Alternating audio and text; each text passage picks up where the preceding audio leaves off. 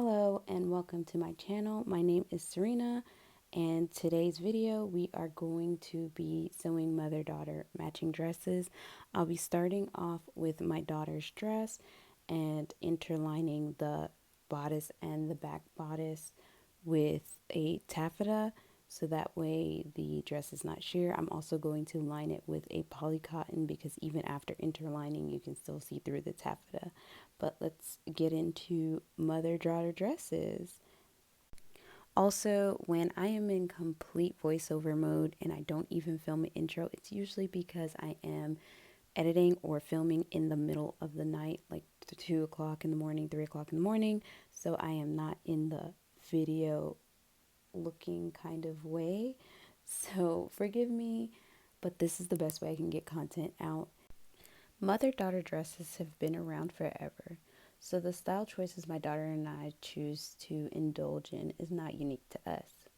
You can find examples of matching wardrobes all over the internet, from modern Pinterest moms and mommy bloggers to vintage magazines and pattern books. I have personally found a lot of identical patterns for kids and misses from the 40s to the 70s, and I'm sure they exist well beyond those dates. Today I will be sharing with you the making of my 2022 Mother's Day dresses. I'm currently assembling the lining to the front bodice, the front and back bodice, and I'm adding the ties for the bow detail in the back. We're going with pink because my daughter likes pink accessories on all of her dresses. No matter what the color or the theme of the dress is, she always wants pink buttons. Most children's dresses at this time point is buttoned in the back instead of zipped, and she always chooses pink buttons no matter what the style, color, doesn't matter. That's kind of like her signature. So when I realized I didn't have any white ribbon or yellow ribbon for this dress, I went with pink instead of going to buy some more and decided to pair it with pink buttons. And of course, when she saw it, she was extremely thrilled. So this is her dress completed.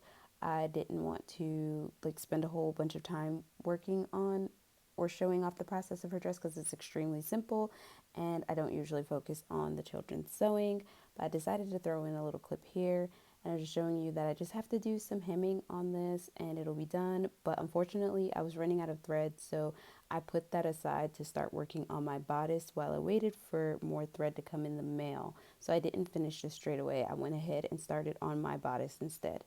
This is the pattern I'll be working from for my dress. I received this pattern from a friend shortly after I made my daughter's birthday dress and realized that this looked very similar. Now, my daughter's dress is a vintage inspired dress from a modern company, so it's not a true vintage dress by any means. But when I found this dress, I thought they would pair really well together. It is McCall's 5107. It is a size 11, bust 31. I did have to do some adjusting to this pattern because square necklines don't really lend itself well to my very narrow chest. So I had to take off some of the width right here so that way it would not gap at my bust.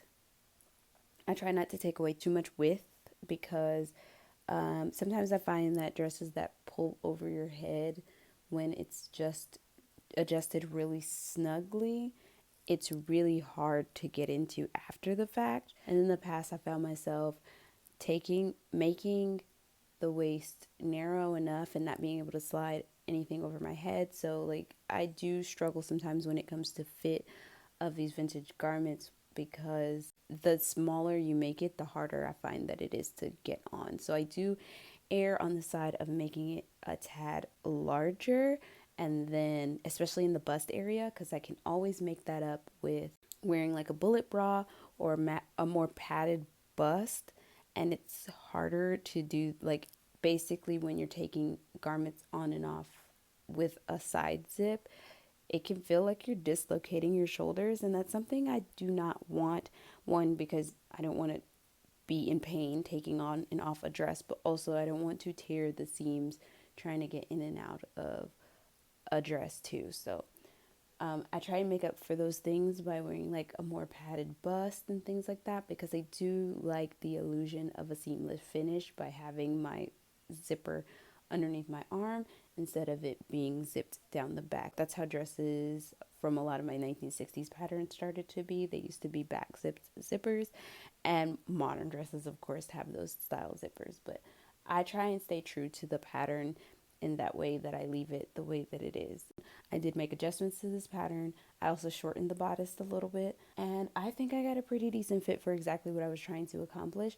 I do tend to leave a tad bit more room for layering petticoats, but not too much room, so that way I'm not obligated to wear them. I wanted to talk about what I was doing here. I am interlining the daisy mesh with some white organza. Doing this allows the sleeve to still have structure while also being see-through and sheer. So this is how I give my sleeve structure without having to line it with interfacing or a solid fabric like the taffeta.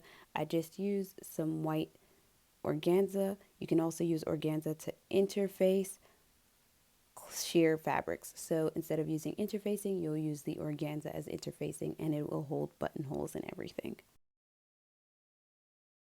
Let's talk about seam finishes. If you are new here, you might not know, but if you're always here, then you know that I've been using French seams. It is my favorite seam to use in general, but a must when I'm working with sheer fabric because you can see the fabric from the inside. So I like to French seam everything. On my daughter's dress, I did not French seam her underskirt portion.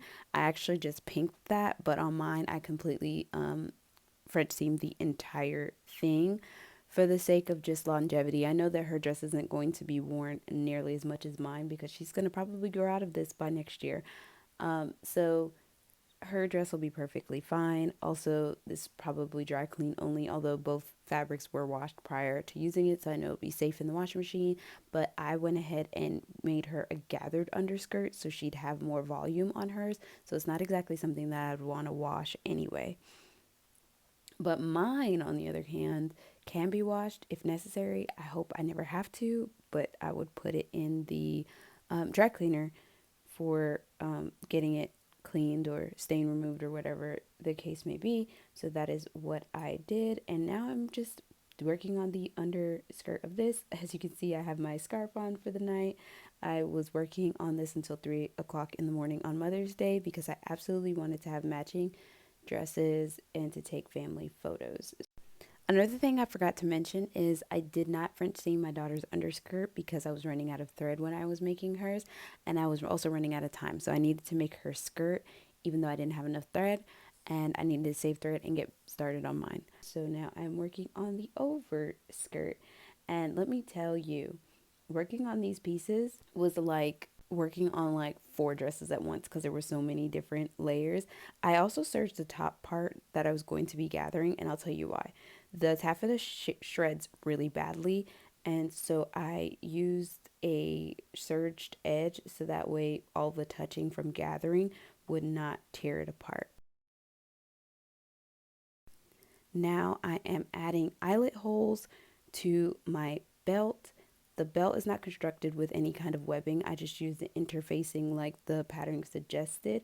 The waist is pretty tight, so the belt is just really there to pull the piece together. And so that's what I do. And you can see the holes right there. I'll press it and then I'll punch the holes with an awl. And then off camera, I cover a basic belt buckle that you find from your Joann's. It is not special at all. I create my own template by tracing the buckle, and then I use a general spray adhesive to spray the fabric on. For this buckle in particular, I did interface it so that way you couldn't see the metal from the other side. And then whatever loose pieces that I may have had, I used a tad bit of hot glue on the back edge so you can't see it, but I'll use a pinch of hot glue just to make sure the sides don't come up. And that is all I do. It's not anything special or revolutionary. I am finally done. So here is my belt and the covered belt buckle. I can finally try this on the next morning and show you guys how it looks on. I hope you guys enjoyed this video as much as I enjoyed making it. If you would like more videos like this, don't forget to like and subscribe, as well as follow me on Instagram at SewRena_. If you'd like to support me further, you can leave me a tip in my virtual tip jar on Ko-Fi. I'll leave the link below. I do share sneak peeks of upcoming projects and some extra behind the scenes information about fabric and things like that on that page. So thank you so much. Bye.